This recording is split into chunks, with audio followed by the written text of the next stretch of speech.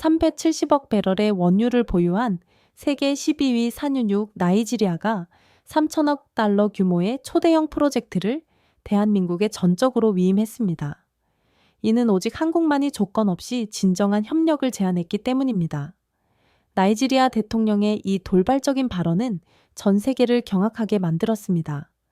중국은 반세기 동안 우리의 자원만을 착취했으며 프랑스는 우리를 열등한 민족으로 취급했습니다. 심지어 미국조차 우리를 보잘것없는 존재로 여겼습니다. 그러나 한국은 확연히 달랐습니다. 그들은 우리의 아이들의 이름을 기억했으며 우리를 단순한 숫자가 아닌 한 사람의 인간으로 대우한 유일한 국가였습니다.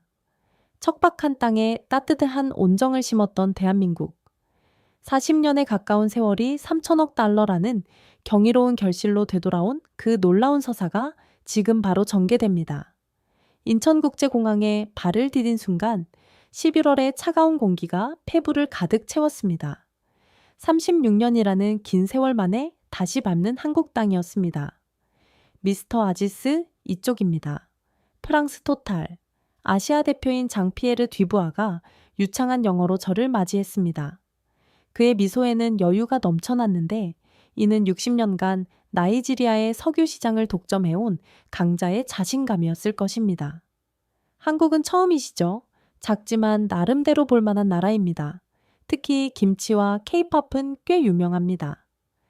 영국 쉐레의 제임스 윌리엄스가 거들었습니다. 그의 눈빛에는 은근한 조롱이 섞여 있었습니다. 저는 침묵을 지켰습니다. 그들은 제가 이미 이 나라의 향기와 온기를 36년 전 제 생명을 구원해준 그 따뜻함을 아직도 가슴 깊이 간직하고 있다는 사실을 알지 못했습니다. 일본은 이미 많이 와보셨을 텐데 한국은 다소 다를 겁니다. 규모도 작고 경험도. 일본 제이보우지시의 다나카 케니치가 말끝을 흐렸습니다. 독일 린데의 한스 뮬러는 아예 관심이 없다는 듯 휴대전화만 들여다보고 있었습니다. 아마도 이번 경쟁은 이미 자신들이 승리했다고 확신하는 듯 했습니다. 공항 출구로 나아가는 길, 저 멀리 한국 컨소시엄 관계자들이 조용히 서 있는 모습이 보였습니다. 삼성중공업, 현대중공업, 대우건설. 그들의 플래카드는 다른 나라들보다 작았고 요란한 호객 행위도 없었습니다. 그저 묵묵히 기다리고 있을 뿐이었습니다. 한국 쪽은 별로 열의가 없어 보이는군요. 뒤부아가 비웃듯이 말했습니다. 뭐 당연하죠. LNG 플랜트 경험이 얼마나 있겠습니까? 조선 분야는 인정하지만 이건 차원이 다른 문제니까요. 윌리엄스의 말에 모두가 고개를 끄덕였습니다. 그러나 저는 확신했습니다. 진정한 강자는 소리를 내어 으르렁거리지 않는다는 것을.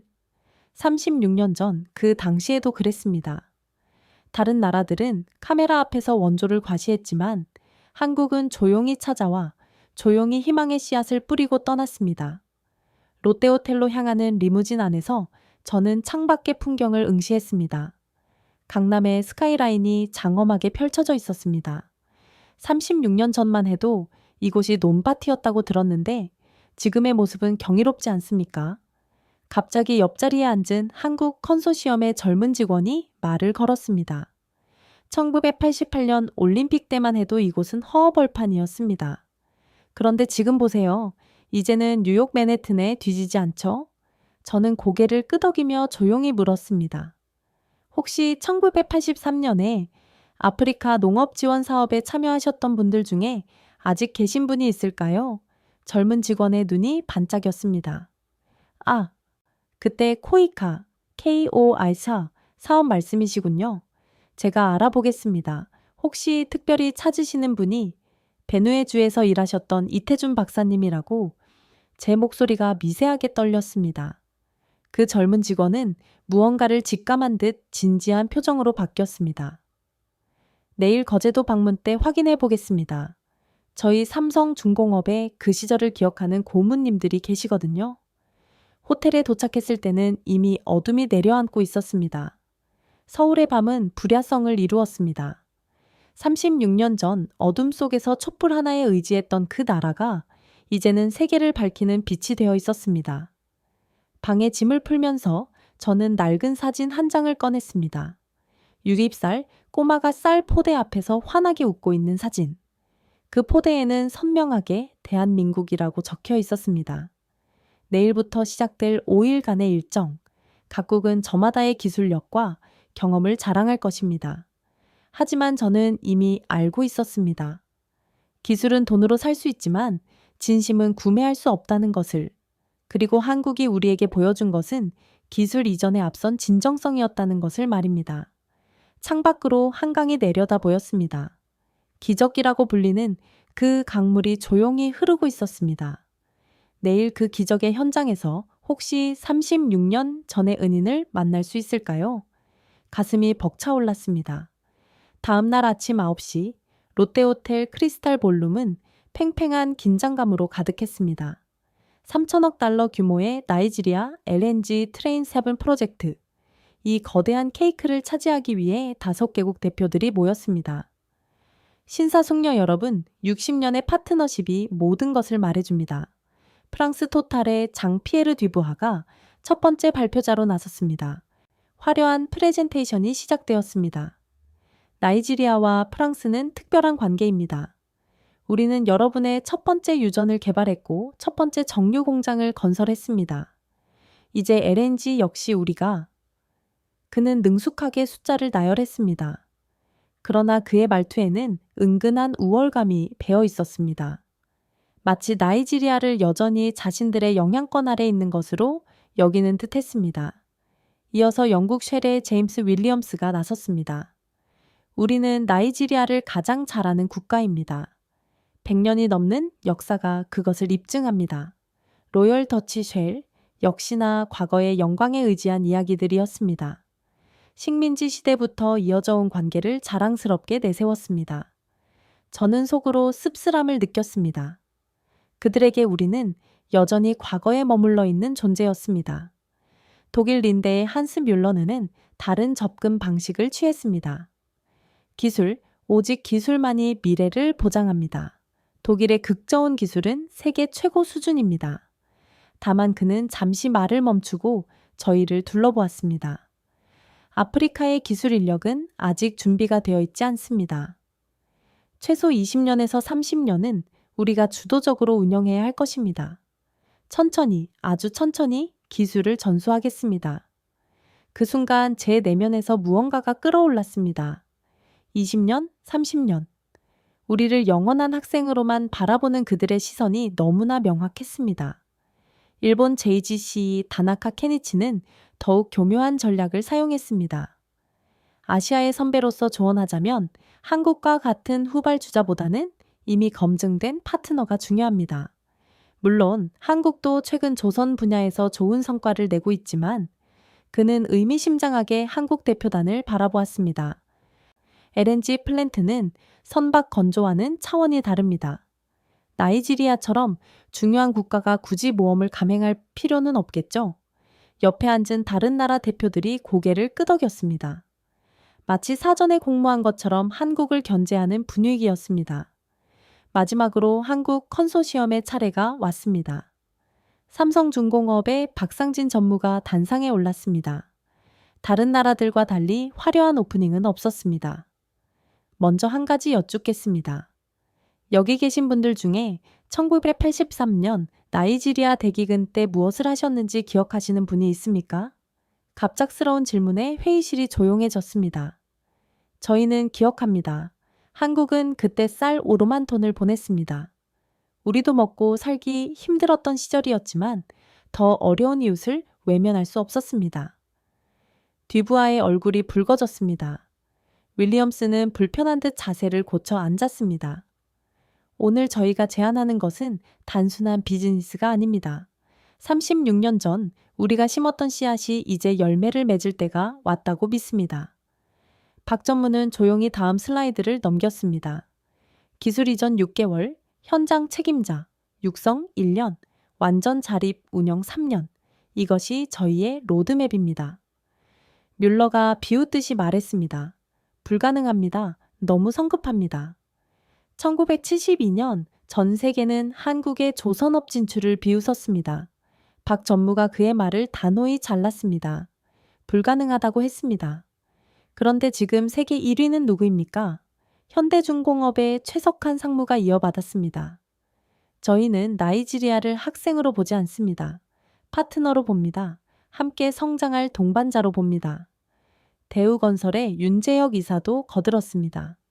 700명의 나이지리아 엔지니어를 한국으로 초청하겠습니다. 왕복 항공료, 체류비, 교육비 전액을 저희가 부담하겠습니다.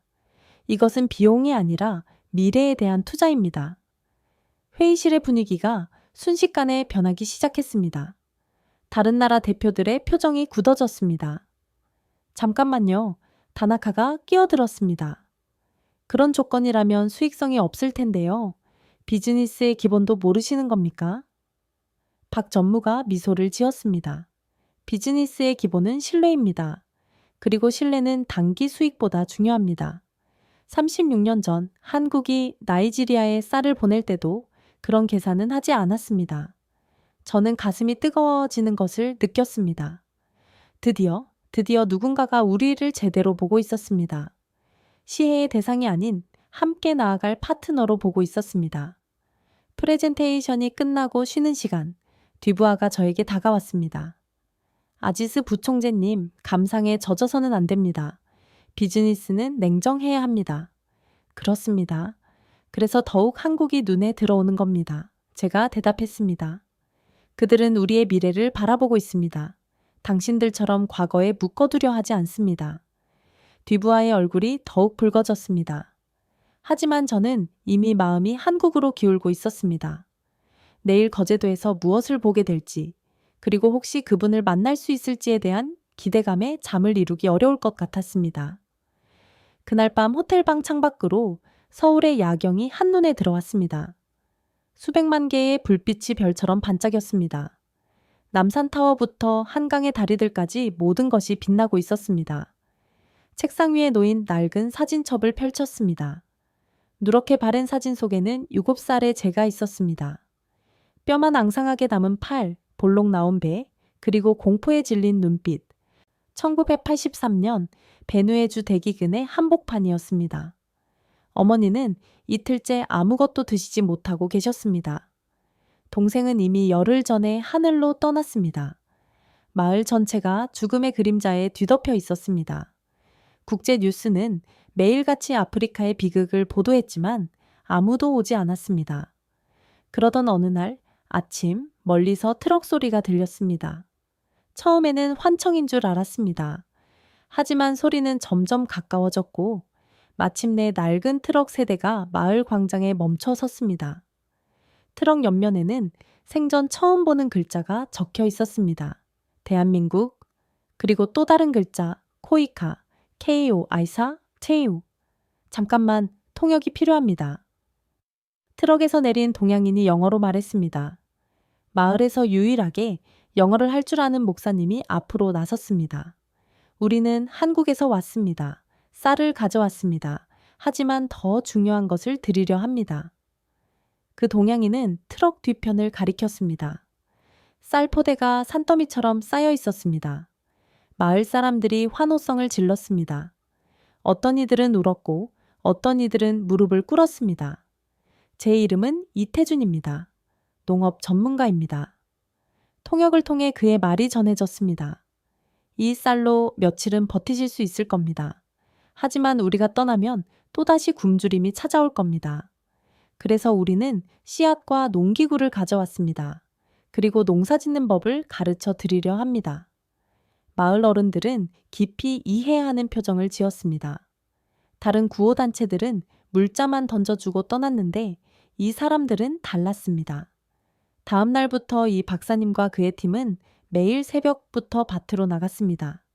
정장 대신 작업복을 입고 맨손으로 흙을 만지며 일했습니다. 보세요. 이렇게 두둑을 만들면 물이 고이지 않습니다. 우기에도 뿌리가 썩지 않아요. 그는 직접 삽을 들고 시범을 보였습니다. 햇볕에 얼굴이 타고 손에는 물집이 잡혔지만 그는 웃음을 잃지 않았습니다. 한국도 30년 전에는 이랬습니다. 전쟁으로 모든 것이 파괴되었죠. 하지만 우리는 다시 일어섰습니다. 여러분도 할 수 있습니다. 어머니는 이 박사님이 건넨 쌀로 죽을 끓이셨습니다. 제가 처음으로 배부르게 먹은 날이었습니다. 하지만 더 놀라운 것은 그 다음이었습니다. 2달 후 우리가 직접 심은 벼가 파릇파릇 자라기 시작했습니다. 이 박사님은 매일 저녁 마을 회관에서 농업 강의를 했습니다. 어른들뿐 아니라 아이들도 모였습니다. 이 아이들이 미래입니다. 그는 제 머리를 쓰다듬으며 말했습니다. 공부하세요. 열심히 공부해서 나중에 여러분의 나라를 발전시키세요. 한국 속담에 고기를 주기보다 낚시하는 법을 가르치라는 말이 있습니다. 어느 날 저녁 이 박사님은 특별한 이야기를 들려주셨습니다. 우리나라도 6.25 전쟁 후에는 폐허였어요.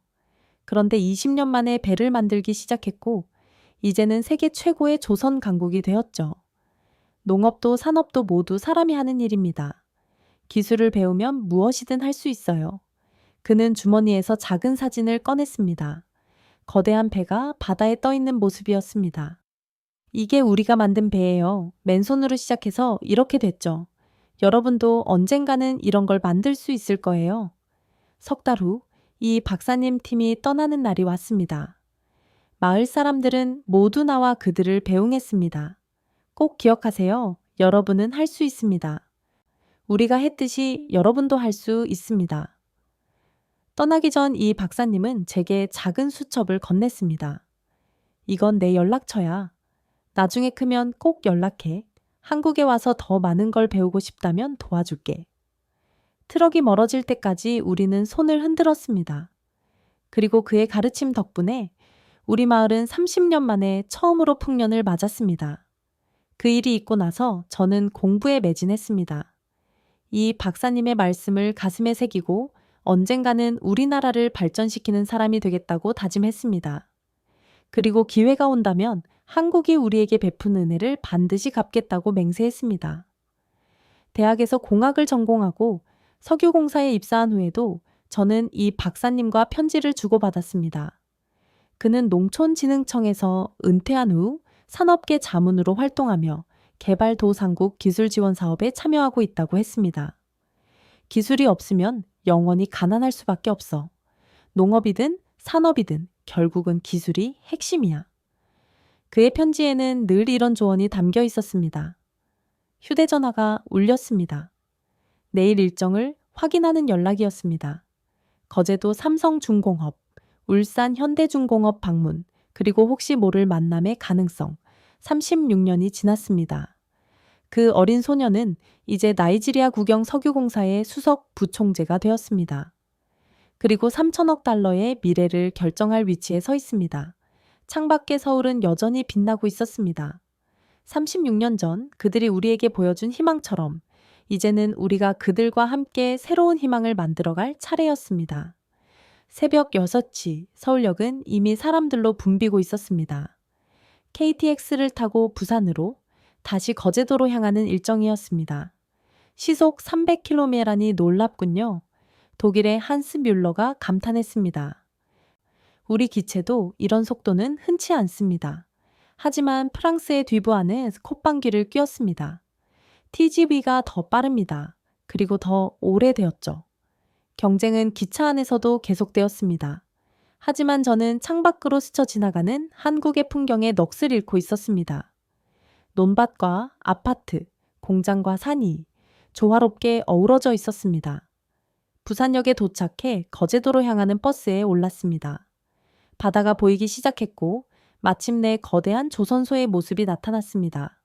세계 최대 규모의 조선소입니다. 안내를 맡은 삼성중공업 직원이 설명했습니다. 축구장 100개를 합친 크기입니다. 일본의 다나카가 작게 중얼거렸습니다. 크기가 다가 아닌데 정문을 통과해 귀빈실로 향했습니다. 그런데 입구에서 우리를 맞이한 사람을 보고 저는 그 자리에 얼어붙고 말았습니다. 백발의 노신사, 주름진 얼굴, 하지만 그 눈빛은 36년 전과 똑같았습니다. 환영합니다. 저는 삼성중공업 기술고문 이태준입니다. 개발도상국 산업발전자문을 맡고 있습니다. 심장이 미친 듯이 뛰었습니다. 목소리까지 똑같았습니다. 이 박사님, 노인사가 멈칫했습니다. 그리고 저를 유심히 바라보았습니다. 실례지만 어디서 뵌 적이? 베누에주 1983년 쌀. 더 이상 말을 잇지 못했습니다. 목이 메어왔습니다. 이 박사님의 눈이 크게 떠졌습니다. 그리고 천천히 다가와 제 얼굴을 자세히 들여다보았습니다. 설마 그때 그 꼬마 아지스. 네, 박사님. 접니다. 그때 7살이었던 세상에. 이 박사님이 두 손으로 제 손을 꽉 잡았습니다. 그의 눈에도 눈물이 고였습니다. 이렇게 컸구나. 그런데 어떻게 여기까지? 박사님 덕분입니다. 그때 주신 희망으로 공부할 수 있었고 여기까지 올 수 있었습니다. 주변이 술렁거렸습니다. 다른 나라 대표들은 무슨 일인지 어리둥절한 표정이었습니다. 이게 무슨 드라마야? 프랑스의 뒤부아가 비아냥거렸습니다. 설마 이것도 연출된 거 아니야? 하지만 이 박사님은 그런 말들을 신경 쓰지 않았습니다.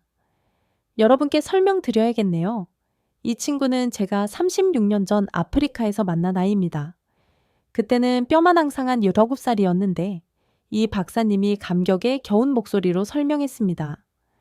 농촌진흥청에서 은퇴한 후 저는 한국의 산업발전 경험을 개발도상국에 전수하는 일을 해왔습니다. 농업이든 산업이든 결국 사람이 하는 일이니까요. 지금은 조선업계의 자문으로 일하며 기술 이전의 중요성을 강조하고 있습니다. 그는 저를 이끌고 조선소 전망대로 올라갔습니다. 다른 사람들도 어쩔 수 없이 따라왔습니다. 저기 보이나요? 저 거대한 구조물이 바로 LNG 운반선입니다. 나이지리아 비지트를 위해 건조 중이죠. 축구장만한 크기의 선박이 도크에 누워 있었습니다. 수천 명의 작업자들이 개미처럼 움직이고 있었습니다. 1972년 이 자리는 갯벌이었습니다. 이 박사님이 낡은 사진을 꺼냈습니다. 맨발의 노동자들이 삽과 곡괭이로 땅을 팠죠. 기술도 없었고 돈도 없었습니다. 하지만 우리에게는 꿈이 있었습니다. 그는 저를 바라보며 미소 지었습니다. 아지스, 자네가 베누에에서 했던 것처럼 말이야. 불가능해 보였지만 해냈잖아. 농사든 배 만들기든 결국은 사람의 의지와 기술이 만나면 기적이 일어나는 거야. 영국의 윌리엄스가 끼어들었습니다. 과거는 과거고 현재는 현재입니다. LNR 플랜트는 조선과는 다른? 맞습니다. 이 박사님이 그의 말을 받았습니다. 다릅니다. 더 어렵고 복잡합니다. 하지만 그래서 더 가치가 있습니다. 나이지리아가 단순한 자원 수출국에서 에너지 강국으로 도약할 기회니까요. 조선소 투어가 시작되었습니다. 설계실, 제작 공장, 도크까지 모든 곳이 최첨단 시설로 가득했습니다. 하지만 더 인상적인 것은 사람들이었습니다. 저기 보이는 젊은이들이 나이지리아에서 온 연수생들입니다. 50명 남짓한 나이지리아 청년들이 한국 엔지니어들과 함께 일하고 있었습니다. 그들의 표정은 진지했고 눈빛은 살아있었습니다. 사부님, 이쪽 용접 부위 확인 부탁드립니다. 한 청년이 한국어로 외쳤습니다. 나이지리아 애들이 한국어를? 일본의 다나카가 놀랐습니다. 6개월째입니다. 언어를 배우는 것은 기술을 배우는 첫걸음이니까요. 이 박사님이 설명했습니다. 36년 전 베누에에서도 그랬어요. 먼저 서로를 이해하고 그 다음에 기술을 나누는 거죠. 점심시간, 구내 식당에서 놀라운 광경을 목격했습니다. 나이지리아 연수생들과 한국 직원들이 한 테이블에 앉아 김치찌개를 먹고 있었습니다. 처음엔 매워서 못 먹었는데 이제는 김치 없으면 밥이 안 넘어가요. 한 연수생이 웃으며 말했습니다. 우리도 나이지리아 졸로프 라이스 만들어 먹어요. 서로 요리도 가르쳐주고. 그 모습을 보며 저는 깨달았습니다. 이것이 진정한 기술 이전이구나. 단순히 지식을 전달하는 게 아니라 함께 생활하고 문화를 나누며 진짜 파트너가 되어가는 것. 견학을 마치고 회의실로 돌아왔을 때 이 박사님이 작은 상자를 건넸습니다. 36년 전 베누에를 떠나며 찍은 사진들이야. 혹시 자네가 있을까 해서 쭉 보관했는데 상자를 열자 빛바랜 사진들이 나왔습니다. 그리고 그중 한 장에서 저는 7살의 제 모습을 발견했습니다. 이 박사님 옆에서 환하게 웃고 있는 꼬마. 이 사진 하나가 제 인생을 바꿨습니다. 저는 떨리는 목소리로 말했습니다. 이제는 제가 보답할 차례입니다. 이 박사님이 고개를 끄덕였습니다. 그래, 이제 자네가 나이지리아의 미래를 바꿀 차례야. 36년 전 우리가 심은 씨앗이 이렇게 큰 나무가 되어 돌아왔구나. 다음 날 아침 울산 현대중공업으로 향했습니다. 거제도에서 울산까지 이동하는 동안 각국 대표들의 표정은 사뭇 달라져 있었습니다. 특히 프랑스의 듀부아와 영국의 윌리엄스는 불편한 기색을 감추지 못했습니다. 어제 그 재회 장면 정말 우연이었나요? 독일의 뮬러가 조심스럽게 물었습니다. 한국인들은 마케팅에 능하다고 들었는데 저는 고개를 저었습니다. 36년 만의 재회를 누가 연출할 수 있겠습니까? 그것도 7살 꼬마였던 제가 이 자리에 올 것을 누가 예상했겠습니까? 울산에 도착했을 때 현대중공업의 규모는 삼성 못지않았습니다. 아니, 어떤 면에서는 더 압도적이었습니다. 입구에서 우리를 맞이한 것은 거대한 골리앗 크레인이었습니다. 세계 최대 크레인입니다. 1600톤을 들어 올릴 수 있죠. 현대중공업의 최석한 상무가 설명했습니다. 하지만 더 자랑하고 싶은 것은 이것입니다. 그가 안내한 곳은 조그만 전시관이었습니다. 현대중공업 역사관이라는 간판이 보였습니다. 1972년 3월 23일 이곳에서 첫 시삽을 떴습니다. 흑백 사진 속에는 맨발의 노동자들이 모래밭에서 일하고 있었습니다. 판자집 사무실, 녹슨 철근, 낡은 트럭들. 믿기 어려우시겠지만 이게 우리의 시작이었습니다. 일본의 다나카가 사진을 유심히 들여다보았습니다. 이때 일본 기술자들이 많이 도왔죠. 우리가 가르쳐준 내 도움을 받았습니다. 최 상무가 담담히 인정했습니다. 하지만 가르쳐주지 않은 것도 있었습니다. 핵심 기술은 절대 공개하지 않았습니다. 그래서 우리는 스스로 개발해야 했습니다. 다음 사진으로 넘어갔습니다. 1974년 첫 번째 선박 진수식, 26만 톤급 초대형 유조선. 당시 세계가 놀랐습니다. 조선 후진국이 불과 2년 만에 이런 배를 만들다니. 프랑스의 듀부아가 빈정거렸습니다. 그래도 기초는 일본에서 배운 거 아닙니까? 그렇다면 프랑스는 누구에게 조선을 배웠습니까? 최 상무의 반문에 듀부아가 입을 다물었습니다. 모든 기술에는 스승이 있습니다. 중요한 것은 배운 것을 어떻게 발전시키고 또 어떻게 나누느냐입니다. 우리는 현장으로 이동했습니다. 도크에는 나이지리아 BGT를 위한 또 다른 LNG선이 건조되고 있었습니다. 저기 보이는 청년들이 나이지리아 연수생들입니다. 이번에는 더 많았습니다. 100명이 넘는 나이지리아 청년들이 각자의 위치에서 일하고 있었습니다. 안녕하세요, 사부님. 그들이 일제히 인사했습니다. 그중 한 명이 다가왔습니다. 저는 라고스에서 온 친해도입니다. 벌써 8개월째 여기서 배우고 있습니다. 무엇을 배웠나요? 제가 물었습니다. 용접, 도면 읽기, 안전관리. 하지만 가장 중요한 건 할 수 있다는 자신감입니다. 그의 눈이 빛났습니다. 한국 사부님들이 늘 말씀하세요. 우리도 처음엔 아무것도 몰랐다. 하지만 포기하지 않았다. 너희도 할 수 있다고요? 영국의 윌리엄스가 끼어들었습니다. 8개월, 우리 회사는 최소 3년은 교육시킵니다. 기초부터 차근차근 3년 후면 이미 늦습니다. 친해두가 단호하게 대답했습니다. 우리나라는 지금 당장 기술이 필요합니다. 한국처럼 빨리 배우고 빨리 성장해야 합니다. 점심은 현대중공업 회장이 직접 주최한 만찬이었습니다. 1970년대 우리도 비슷한 고민을 했습니다. 회장이 말문을 열었습니다. 선진국들은 10년, 20년 걸린다고 했죠. 하지만 우리에게는 그런 시간이 없었습니다. 그래서 밤낮 없이 일했고 실패하면서 배웠습니다. 그는 잠시 멈췄다가 이어갔습니다. 나이지리아도 그런 절박함이 있다고 들었습니다. 엄청난 인구, 풍부한 자원, 하지만 기술이 없어 가난하다고. 맞습니다. 제가 대답했습니다. 우리는 더 이상 자원을 팔기만 하는 나라로 남고 싶지 않습니다. 그래서 우리가 돕고 싶습니다. 단순한 비즈니스가 아니라 진짜 동반자가 되고 싶습니다. 독일의 뮬러가 고개를 저었습니다. 너무 이상적입니다. 비즈니스는 냉정함도 필요합니다. 회장이 인정했습니다. 하지만 때로는 뜨거운 가슴도 필요합니다. 1983년 우리가 아프리카에 쌀을 보낼 때 그것이 냉정한 계산이었을까요? 분위기가 숙연해졌습니다. 오후에는 특별한 세션이 준비되어 있었습니다.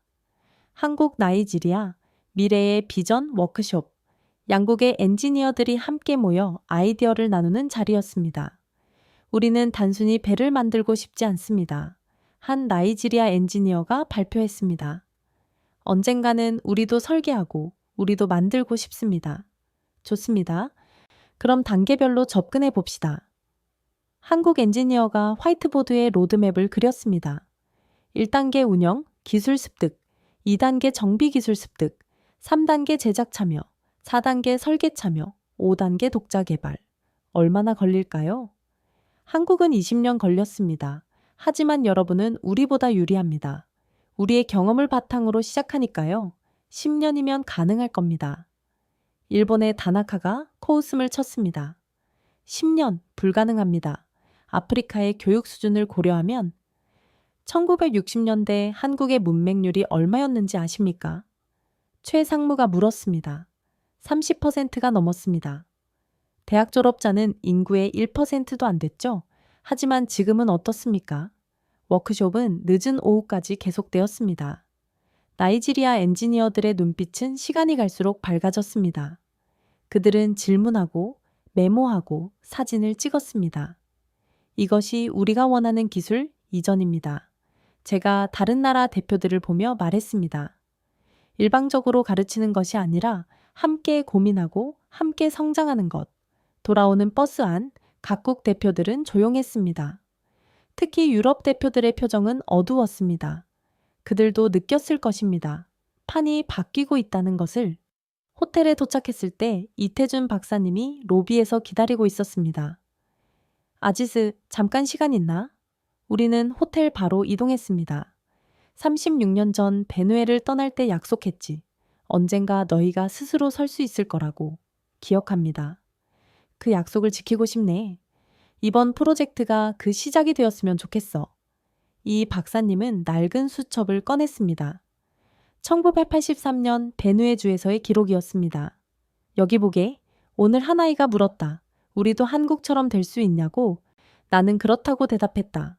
언젠가 그 아이가 증명해 주기를 바란다. 제 눈에 눈물이 고였습니다. 그 아이가 바로 자네였어, 아지스.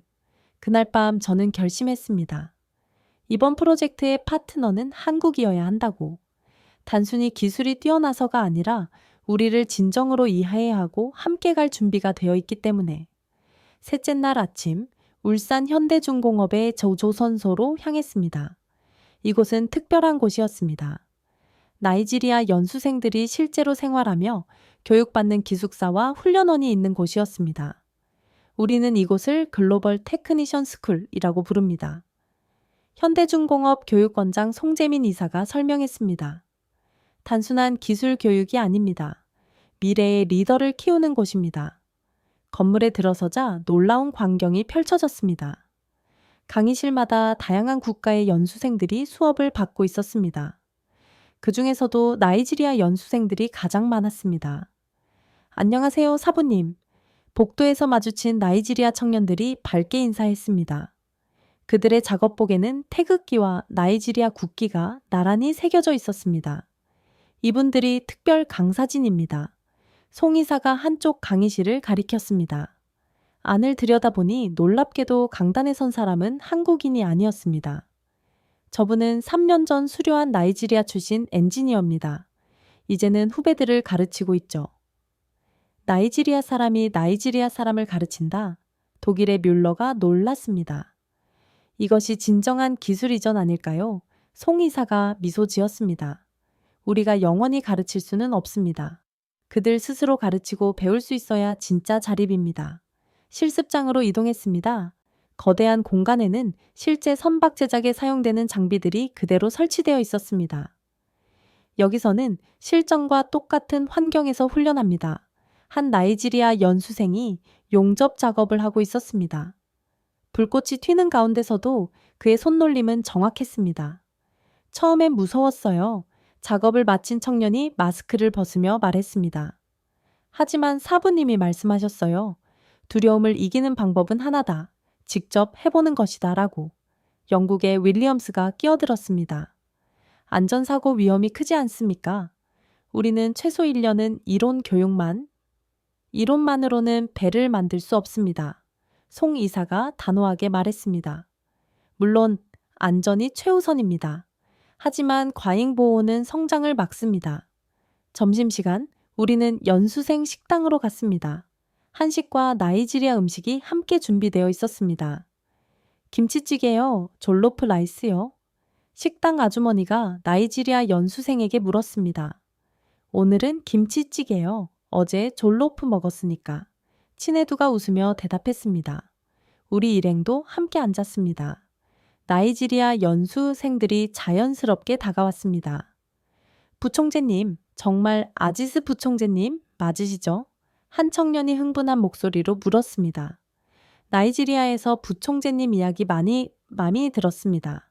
베누에 주 출신으로 옥스퍼드까지 가신 분이라고. 우리의 롤모델이십니다. 다른 청년이 거들었습니다. 저는 감격스러웠습니다. 이 청년들이 바로 나이지리아의 미래였습니다. 여러분이 여기서 배우는 것은 단순한 기술이 아닙니다. 제가 말했습니다. 한국이 어떻게 가난을 극복했는지 그 정신을 배우는 것입니다. 프랑스의 듀부아가 빈정거렸습니다. 그래도 기본이 있어야 하지 않겠습니까? 교육 수준이나 인프라나? 그때 한 나이지리아 연수생이 벌떡 일어섰습니다. 우리에게 기본이 없다고요? 그의 목소리에는 분노가 담겨 있었습니다. 우리는 지역 인구를 가진 나라입니다. 아프리카 최대 경제 대국이고 석유 매장량은 세계 11위입니다. 단지 기술이 없었을 뿐입니다. 진정하게 제가 그를 말렸습니다. 아니요, 부총재님. 더 이상 참을 수 없습니다. 청년은 계속했습니다. 60년 동안 그들은 우리 석유를 가져갔습니다. 그러면서 단 한 번도 제대로 된 기술을 전수하지 않았습니다. 그런데 이제 와서 우리가 무능하다고요? 식당이 조용해졌습니다. 미안합니다. 뜻밖에도 사과한 사람은 한국 현대중공업 직원이었습니다. 우리도 비슷한 경험이 있습니다. 일본이 우리를 무시할 때, 미국이 우리를 깔볼 때 그 기분 압니다. 그는 나이지리아 청년의 어깨를 두드렸습니다. 하지만 우리는 증명했습니다. 이제는 여러분 차례입니다. 오후에는 특별한 프로그램이 있었습니다. 멘토 멘티 결연식. 한국 엔지니어와 나이지리아 연수생이 1대1로 매칭되는 행사였습니다. 기술은 책으로 배우는 게 아닙니다. 한 한국 엔지니어가 말했습니다. 사람에게서 사람으로 전해지는 것입니다. 그래서 우리는 진짜 사제관계를 맺으려 합니다. 결연식이 진행되는 동안 저는 일본의 다나카와 독일의 뮬러가 심각한 표정으로 대화하는 것을 보았습니다. 그들도 느끼고 있었을 것입니다. 한국의 접근법이 얼마나 다른지를. 이게 가능한 이유가 뭘까요? 제가 송 이사에게 물었습니다. 왜 한국은 이렇게까지 하는 겁니까? 송 이사는 잠시 생각하더니 대답했습니다. 홍익인간, 홍, 일인젠? 이라는 말 아십니까? 널리 인간을 이롭게 한다는 뜻입니다. 한국인의 정신 깊은 곳에는 이런 생각이 있습니다. 그는 창밖을 가리켰습니다. 멀리 조선소가 보였습니다. 저 조선소를 만든 정주영 창업자도 늘 말씀하셨습니다. 우리가 잘 살게 되었으니 이제는 나누어야 한다고. 견학을 마치고 숙소로 돌아가는 길, 나이지리아 연수생 한 명이 저를 불렀습니다. 부총재님, 꼭 한국을 선택해 주세요. 왜 그렇게 생각하나? 6개월 동안 여기서 생활하면서 깨달았습니다. 그들은 우리를 무시하지 않습니다. 우리를 미래의 동료로 봅니다. 그의 눈에는 확신이 가득했습니다. 프랑스나 영국에서도 연수를 받아봤습니다. 그들은 늘 가르치려고만 했습니다. 하지만 한국은 다릅니다. 함께 배우자고 합니다. 호텔로 돌아온 저는 깊은 생각에 잠겼습니다. 내일은 청와대 만찬이 있습니다. 아마도 그곳에서 사실상 결정이 날 것입니다. 창밖으로 울산의 야경이 보였습니다. 불과 50년 전만 해도 이곳은 작은 어촌이었다고 합니다. 그런데 지금은 세계 최대의 조선소가 들어서 있습니다. 나이지리아도 할 수 있을까요? 보니섬도 언젠가는 이렇게 될 수 있을까요? 할 수 있다. 마음속에서 목소리가 들렸습니다. 36년 전 이태준 박사님이 해주신 그 말씀, 너희도 할 수 있다. 넷째 날 저녁, 청와대로 향하는 차 안의 분위기는 팽팽했습니다. 4일간의 일정을 마친 각국 대표들의 표정에는 초조함이 역력했습니다. 정말 한국 대통령이 직접 나온다는 겁니까? 프랑스의 듀부아가 물었습니다. 국가 원수가 비즈니스 미팅에 참석하는 것은 흔치 않은 일인데 청와대에 도착했을 때 우리를 맞이한 것은 예상 밖의 광경이었습니다. 정문에는 태극기와 함께 나이지리아 국기가 나란히 걸려 있었습니다. 국빈 방문도 아닌데 왜? 영국의 윌리엄스가 중얼거렸습니다. 영빈관으로 안내받았습니다. 이미 한국 정부 관계자들이 기다리고 있었고 그 중심에는 대통령이 서 있었습니다. 환영합니다.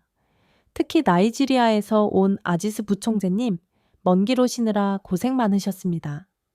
대통령이 직접 제 이름을 불렀습니다. 다른 나라 대표들의 눈이 휘둥그레졌습니다. 만찬이 시작되었습니다. 대통령의 건배사가 있었습니다. 오늘 이 자리는 단순한 비즈니스 미팅이 아닙니다. 오랜 친구들과의 재회입니다. 대통령은 잠시 숨을 고르고 계속했습니다. 1983년 대한민국은 어려운 시절이었습니다. 1988 올림픽을 앞두고 있었지만 여전히 가난했죠. 그런데도 우리는 아프리카에 쌀을 보냈습니다. 프랑스와 영국 대표들이 불편한 듯 자리를 고쳐 앉았습니다. 왜였을까요? 홍익인간 정신 때문입니다. 널리 인간을 이롭게 한다. 이것이 대한민국의 건국 이념입니다. 식사가 진행되는 동안 대통령은 각국 대표들과 대화를 나누었습니다. 하지만 유독 저와의 대화 시간이 길었습니다.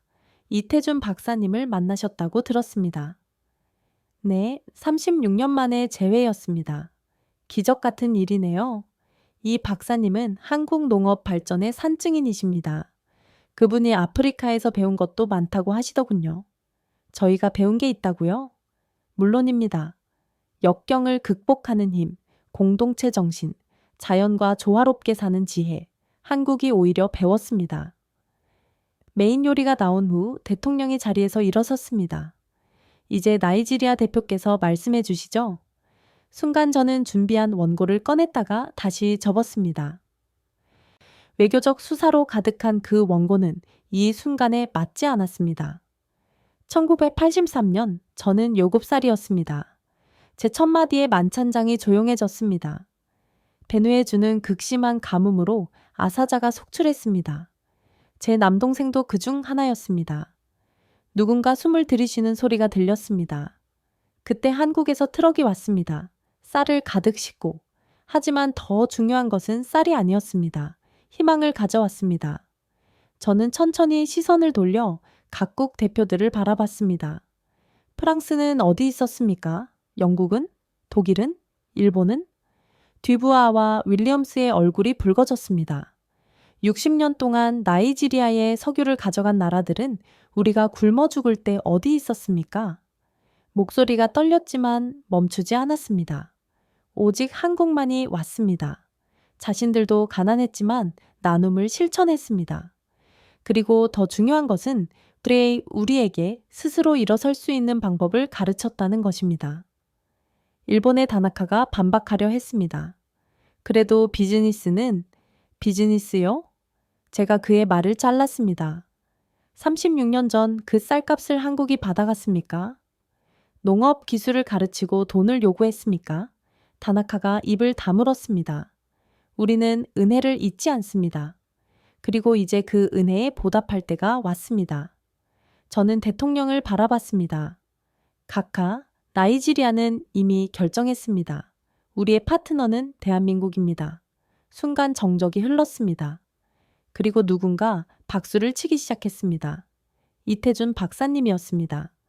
이어서 한국 측 참석자들이 모두 박수를 쳤습니다. 잠깐! 독일의 뮬러가 일어났습니다. 이건 공정하지 않습니다. 감정적인 결정입니다. 감정적이라고요? 제가 그를 향해 돌아섰습니다.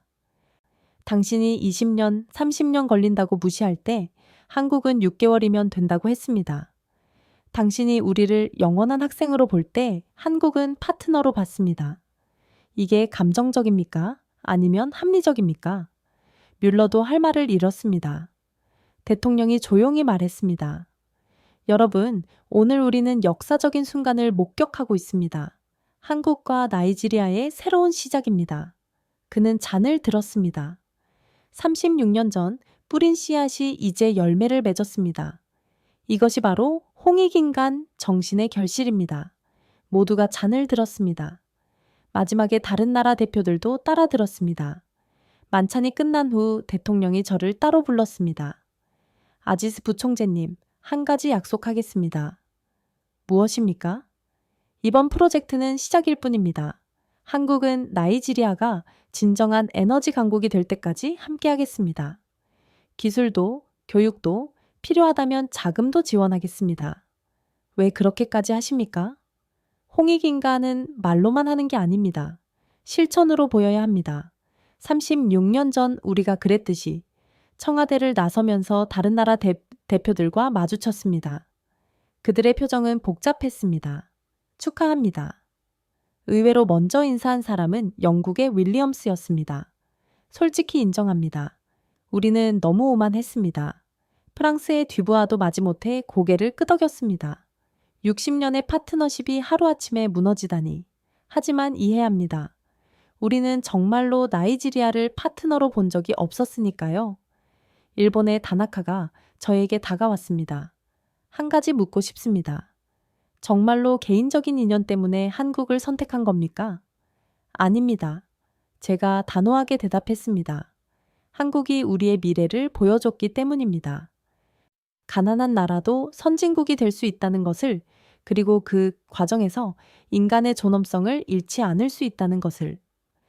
호텔로 돌아오는 차 안에서 휴대전화가 울렸습니다. 나이지리아 대통령실에서 온 연락이었습니다. 아지스, 잘했네. 국민들이 기뻐할 거야.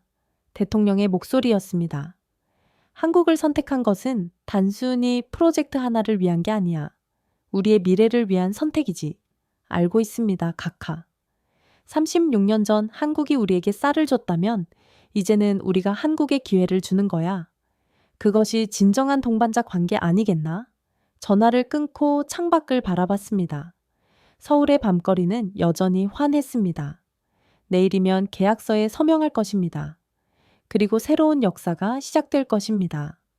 청와대 만찬 다음 날 새벽, 호텔 로비는 이상하게 붐볐습니다. 프랑스, 영국, 독일, 일본 대표들이 모여 무언가를 심각하게 논의하고 있었습니다. 아, 아지스 부총재님, 일찍 일어나셨네요. 프랑스의 듀부아가 어색한 미소를 지었습니다. 우리끼리 조찬이라도 할까 합니다. 함께 하시겠습니까? 뭔가 수상했지만 거절할 이유는 없었습니다. 호텔 레스토랑으로 이동했습니다. 단도직입적으로 말씀드리죠. 영국의 윌리엄스가 커피를 내려놓으며 말했습니다. 어제 결정을 재고해 주십시오. 이유가 뭡니까? 한국은 경험이 부족합니다. 이런 규모의 프로젝트를 해본 적이 없습니다. 독일의 뮬러가 거들었습니다. 감정적 결정은 위험합니다. 3천억 달러가 걸린 문제입니다. 저는 조용히 그들을 바라봤습니다. 60년간 아프리카를 지배해온 자들의 마지막 발악이었습니다. 우리가 새로운 제안을 준비했습니다. 일본의 다나카가 서류를 꺼냈습니다. 4개국 컨소시엄을 구성하겠습니다. 기술 이전도 한국보다 빠르게, 교육 프로그램도 2배로, 그리고 통제권은 여전히 여러분이 갖겠다는 거죠? 제가 그들의 말을 잘랐습니다. 아니, 그게 아니라 60년 동안 그러지 않았습니까? 이제는 바뀔 때가 됐습니다. 제가 자리에서 일어섰습니다. 죄송하지만 결정은 바뀌지 않을 겁니다. 레스토랑을 나오려는데 뒤부하가 저를 붙잡았습니다. 후회하실 겁니다. 국제 언론이 어떻게 나올지 아십니까? 나이지리아. 감정적 결정으로 국가 미래를 위험에 빠뜨려라고 대서특필될 겁니다. 그럼 저희도 대서특필하겠습니다. 제가 돌아봤습니다. 60년간 착취당한 나이지리아, 마침내 진정한 파트너를 찾다라고 호텔 방으로 돌아오자마자 전화가 울렸습니다. 나이지리아 정부 내 반대파들이었습니다. 아지스, 너무 성급한 거 아니야? 유럽 기업들이 발을 빼면 그들이 나이지리아를 떠날 수 있을까요? 우리 석유를 포기할 수 있을까요? 하지만 더 이상 그들의 인질이 되고 싶지 않습니다. 우리도 선택할 권리가 있습니다. 오후에는 더 강한 압박이 시작됐습니다. 국제 언론들이 일제히 나이지리아의 결정을 비판하는 기사를 쏟아냈습니다. 나이지리아 검증되지 않은 파트너 선택, 감정이 이성을 이긴 위험한 도박, 아프리카의 또 다른 실패 사례가 될 것인가? 하지만 놀라운 일이 벌어졌습니다. 한국 정부와 기업들의 대응은 전혀 달랐습니다. 언론전에 휩쓸리지 마십시오. 삼성중공업의 박상진 전무가 저를 찾아왔습니다. 우리는 묵묵히 실력으로 증명할 겁니다.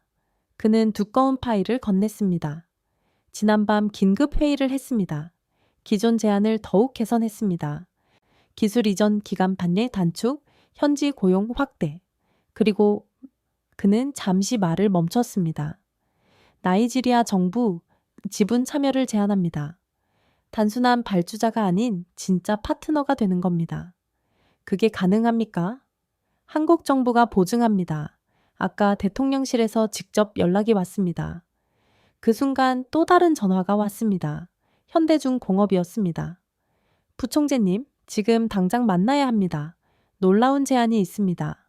1시간 후 현대중공업 최석한 상무가 호텔에 도착했습니다. 우리 회장님이 직접 결정하셨습니다.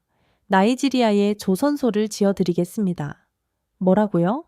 소규모지만 LNG 운반선을 수리하고 개조할 수 있는 조선소입니다. 기술도 완전히 이전하겠습니다. 대우건설도 가만히 있지 않았습니다. 항만인프라 현대화 사업을 패키지로 제안합니다. 본위섬을 서아프리카의 싱가포르로 만들어 드리겠습니다. 그날 저녁 저는 세 회사 대표들과 함께 저녁을 먹었습니다. 왜 이렇게까지 하십니까? 제가 물었습니다. 솔직히 수익성만 따지면 맞지 않을 텐데 박 전무가 소주잔을 들며 웃었습니다. 36년 전 한국이 왜 아프리카에 쌀을 보냈을까요? 계산해서요? 아닙니다. 그냥 어려운 이웃을 도와야 한다고 생각했으니까요. 최 상무도 거들었습니다. 이제는 나이지리아가 우리를 도와주는 것 아닙니까? 이런 큰 프로젝트를 맡겨주시는 것도 도움입니다. 다음 날 아침 계약 서명식 직전에 마지막 방역이 있었습니다. 프랑스 대사관에서 보낸 특사가 호텔에 나타났습니다. 나이지리아 정부의 긴급 제안입니다. 프랑스 정부가 직접 개입하기로 했습니다. 200여 유로의 차관을 제공하겠습니다. 단, 한국이 아닌 프랑스 컨소시엄을 선택한다면 순간 흔들렸습니다. 200억 유로는 엄청난 금액이었습니다. 하지만 그때 휴대전화가 울렸습니다. 이태준 박사님이었습니다. 아지스, 흔들리지 마라. 돈으로 살 수 없는 게 있다. 자존심과 미래는 돈으로 살 수 없어. 박사님의 목소리에 정신이 번쩍 들었습니다. 감사합니다만 거절하겠습니다. 제가 프랑스 특색에 말했습니다. 우리는 더 이상 돈에 팔리는 나라가 아닙니다. 마침내 운명의 날이 밝았습니다. 서울 신라호텔 그랜드 볼룸에는 200명이 넘는 취재진이 몰렸습니다. 세계의 이목이 집중된 가운데 3천억 달러 규모의 세계적인 계약이 체결되는 순간이었습니다. 정말로 한국을 선택하는 겁니까? 서명식 직전 나이지리아 대사가 마지막으로 저에게 물었습니다. 유럽 기업들의 보복이 만만치 않을 텐데. 대사님, 우리가 언제까지 그들의 눈치를 봐야 합니까? 제가 단호하게 대답했습니다. 이제는 우리가 결정할 때입니다. 그때 회장 뒤편에서 소란이 일어났습니다. 나이지리아 대통령이 깜짝 화상 연결을 한 것입니다. 국민 여러분, 그리고 전 세계가 지켜보고 있습니다.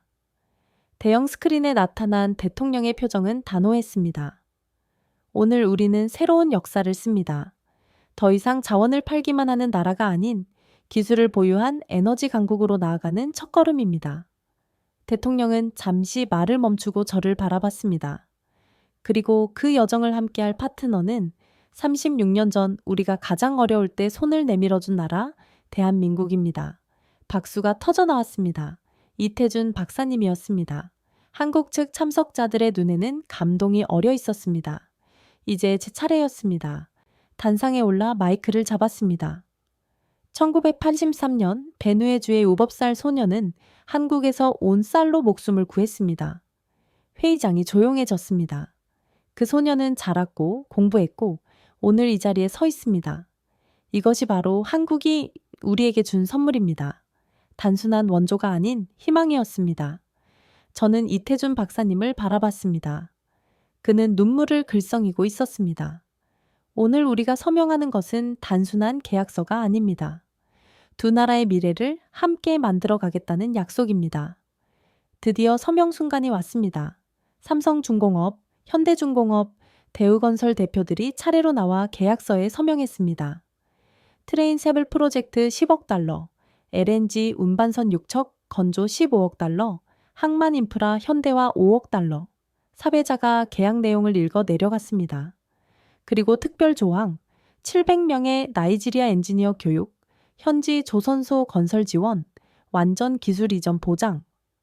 유럽 기업 관계자들이 대거 불참한 가운데 예상치 못한 손님이 있었습니다. 축하합니다. 일본 JGS의 다나카가 다가왔습니다. 솔직히 우리도 반성하고 있습니다. 너무 오만했습니다. 독일 린데의 뮬러도 악수를 청했습니다.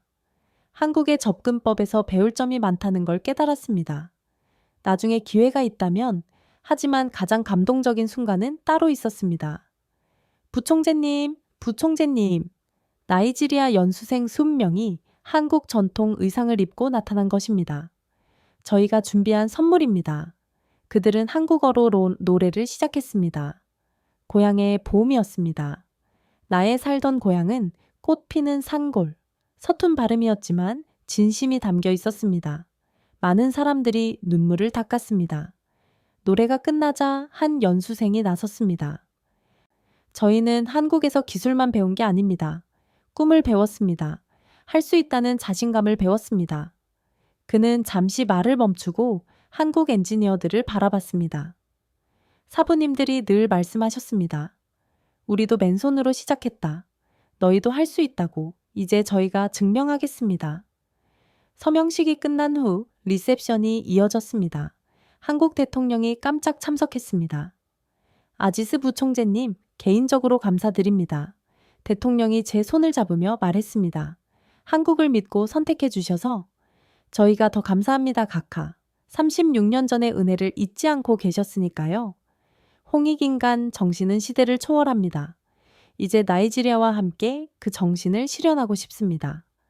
대통령은 참석자들을 향해 말했습니다. 여러분, 오늘은 단순히 큰 계약이 성사된 날이 아닙니다. 진정한 상생의 모델이 탄생한 날입니다. 그는 잔을 들었습니다. K-아프리카 동반 성장의 시작을 위해 모두가 잔을 들었습니다. 리셉션장 한쪽에서는 한국과 나이지리아 엔지니어들이 열띤 토론을 벌이고 있었습니다. 미래의 보니섬을 어떻게 만들 것인가에 대해 단순한 LNG 터미널이 아닙니다. 서아프리카 에너지 허브로 만들어야 합니다. 맞습니다. 그러려면 인프라도 중요하지만 사람이 더 중요합니다. 걱정 마세요. 우리가 있지 않습니까? 나이지리아 청년 엔지니어의 자신 넘치는 목소리에 모두가 웃었습니다. 저녁 무렵 이태준 박사님과 단둘이 앉을 기회가 있었습니다. 아지스, 자네가 정말 자랑스럽네. 박사님이 심어주신 씨앗이 자란 것뿐입니다. 이제 시작이야. 앞으로가 더 중요해. 많은 도전이 있을 거야. 알고 있습니다. 하지만 이제는 혼자가 아니지 않습니까? 박사님이 고개를 끄덕였습니다. 그래, 이제는 함께야. 밖에서는 서울의 야경이 빛나고 있었습니다. 36년 전 그 어린 소녀는 상상도 못했을 것입니다. 언젠가 이 도시에서 조국의 미래를 바꿀 계약서에 서명하게 될 것이라고는. 하지만 이제는 알았습니다. 불가능은 없다는 것을, 진정한 파트너가 있다면, 함께 꿈꾸는 사람들이 있다면 기적은 일어날 수 있다는 것을 호텔로 돌아오는 길 나이지리아 대사관에서 연락이 왔습니다. 부총재님, 국내 언론이 난립니다. 모두가 환호하고 있습니다. 이제 시작입니다. 알고 있습니다. 하지만 국민들이 희망을 갖기 시작했습니다. 그것만으로도 큰 변화입니다. 그날 밤 저는 일기장에 썼습니다. 36년 전 한국이 우리에게 쌀을 줬다. 오늘 우리는 한국에 기회를 줬다. 이것이 진정한 상생이 아닐까? 주고받는 것이 아니라 함께 성장하는 것. 내일이면 나이지리아로 돌아갑니다. 그리고 진짜 일이 시작될 것입니다. 하지만 두렵지 않았습니다. 우리에게는 진정한 파트너가 있으니까요. 2년 후 2023년 12월 보니섬의 아침은 예전과 확연히 달랐습니다. 한때 낡은 어촌마을이었던 이곳은 이제 서아프리카 최대 LNG 허브로 변모해 있었습니다. 부총재님, 아니 이제는 장관님이라고 불러야겠네요. 삼성중공업의 박상진 전 사장이 웃으며 다가왔습니다. 2년 만입니다. 그동안 많은 일이 있었죠. 정말 많은 일이 있었습니다. 트레인칠은 성공적으로 가동되었고 첫 LNG 수출이 시작되었습니다. 6척의 운반선이 완성되어 나이지리아 국기를 달고 전 세계 바다를 누비고 있었습니다. 저기 보이는 게 나이지리아 조선소입니다. 제가 자랑스럽게 가리켰습니다. 규모는 작지만 LNG 선수리와 개조가 가능한 시설이었습니다. 믿기지 않네요. 2년 전만 해도 상상도 못했는데 더 놀라운 것은 사람들이었습니다. 700명의 첫 연수생 중 대부분이 이제는 현장 책임자가 되어 있었고 그들이 다시 후배들을 가르치고 있었습니다. 오빠, 누군가 한국어로 불렀습니다. 돌아보니 친애두였습니다. 그는 이제 나이지리아 조선소의 생산부장이 되어 있었습니다. 한국어 실력이 많이 늘었네요. 매일 한국 드라마 봤거든요. 그리고 이제는 한국 며느리도 있고요. 뭐라고요? 작년에 결혼했어요. 현대중공업에서 만난 엔지니어랑. 내년에는 아기도 태어나요. 정말 많은 것이 변했습니다. 단순한 기술 이전을 넘어 진짜 가족이 되어가고 있었습니다. 오후에는 특별한 행사가 있었습니다. 베누에주에 세워진 한국 나이지리아 우정의 다리 중홍식이었습니다. 이 다리는 단순한 건축물이 아닙니다. 나이지리아 대통령이 연설했습니다. 36년 전 한국이 베누에 희망을 줬고 오늘 그 희망이 이렇게 현실이 되었습니다. 다리 이름 옆에는 작은 동판이 있었습니다. 1983년 이곳에서 시작된 인연을 기억하며 준공식에는 특별한 손님이 있었습니다. 휠체어를 탄 이태준 박사님이었습니다. 박사님, 먼 길 오시느라 고생하셨습니다. 어떻게 안 올 수 있겠나? 내 인생 최고의 보람이 여기 있는데 박사님은 베누에의 들판을 바라보며 말했습니다. 저기 봐, 황금빛 들판이야. 36년 전엔 황무지였는데. 정말이었습니다. 끝없이 펼쳐진 논에는 벼가 황금빛으로 익어가고 있었습니다. 그리고 저것도 봐. 박사님이 가리킨 곳에는 최신식 농업기술센터가 있었습니다. 이태준 농업연구소라는 이름이 붙어 있었습니다. 제 이름을 붙이다니 과분합니다. 당연한 이름입니다. 박사님이 뿌린 씨앗 덕분에 이 모든 것이 가능했으니까요. 저녁에는 마을 잔치가 열렸습니다. 한국에서 온 손님들과 마을 사람들이 함께 어울렸습니다. 감사합니다. 고맙습니다. 아이들이 서툰 한국어로 인사했습니다. 여기 오세요. 김치도 있어요. 한 아주머니가 자랑스럽게 김치 항아리를 보여줬습니다. 마을에서 직접 담근 거예요. 한국 며느리가 가르쳐줬어요. 놀랍게도 김치찌개 냄새가 났습니다. 나이지리아 시골 마을에서 김치찌개라니? 이제는 한국 음식 없으면 섭섭해요. 현대중공업에서 파견 나온 엔지니어가 웃으며 말했습니다. 우리도 졸로프 라이스 없으면 섭섭하고요. 밤이 깊어가며 캠프파이어가 시작됐습니다. 누군가 기타를 들고 나왔습니다. 한국 노래 하나 할게요. 나이지리아 청년이 고향의 봄을 부르기 시작했습니다. 이어서 한국인들이 나이지리아 민요를 불렀습니다. 이게 바로 홍익인간 아닐까요? 이 박사님이 조용히 말했습니다. 서로 다른 사람들이 만나 서로를 이롭게 하는 것. 다음 날 아침, 저는 보니섬 전망대에 올랐습니다. 한쪽에는 거대한 LNG 플랜트가, 다른 쪽에는 조선소가 보였습니다. 그리고 바다에는 태극기와 나이지리아 국기를 함께 단 선박들이 떠 있었습니다. 휴대전화가 울렸습니다. 가나 정부에서 온 전화였습니다. 아지스 장관님, 우리도 한국과 함께하고 싶습니다. 나이지리아가 증명했지 않습니까? 이어서 카메룬, 앙골라, 탄자니아에서도 연락이 왔습니다. 모두가 나이지리아 모델을 배우고 싶어 했습니다. 이제는 우리가 나눠줄 차례군요. 제가 혼잣말처럼 중얼거렸습니다.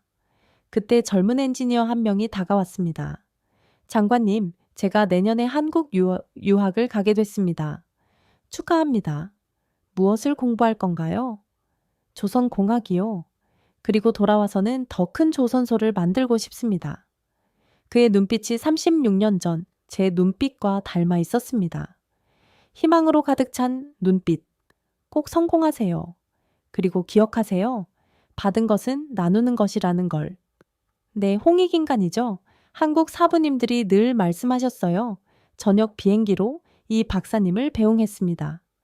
박사님, 건강하세요. 또 뵙겠습니다. 그래, 나도 아직 할 일이 있어. 이 나이에도 은퇴할 수 없지.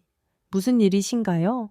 한국 아프리카 농업대학을 만들려고 제2, 제3의 베누에를 위해서 90을 바라보는 나이에도 여전히 꿈을 꾸는 박사님. 그것이 바로 한국의 힘이 아닐까요? 비행기가 떠나고 저는 다시 보니섬을 바라봤습니다. 2년 전 이곳에서 시작된 변화는 이제 나이지리아 전체로 그리고 아프리카 전체로 퍼져나가고 있었습니다. 36년 전 한 줌의 쌀이 만든 기적. 그것은 단순한 원조가 아니었습니다. 사람을 변화시키고 나라를 변화시키고 미래를 변화시킨 희망의 씨앗이었습니다. 그리고 이제 그 씨앗은 더 많은 열매를 맺으며 계속 퍼져나갈 것입니다. 받은 사랑을 나누고 배운 기술을 전하고 함께 성장하며 홍익인간, 널리 인간을 이롭게 한다. 한국이 우리에게 가르쳐준 이 정신은 이제 우리의 것이 되었습니다. 그리고 우리도 이제 누군가에게 희망이 되어줄 것입니다. 36년 전 그때처럼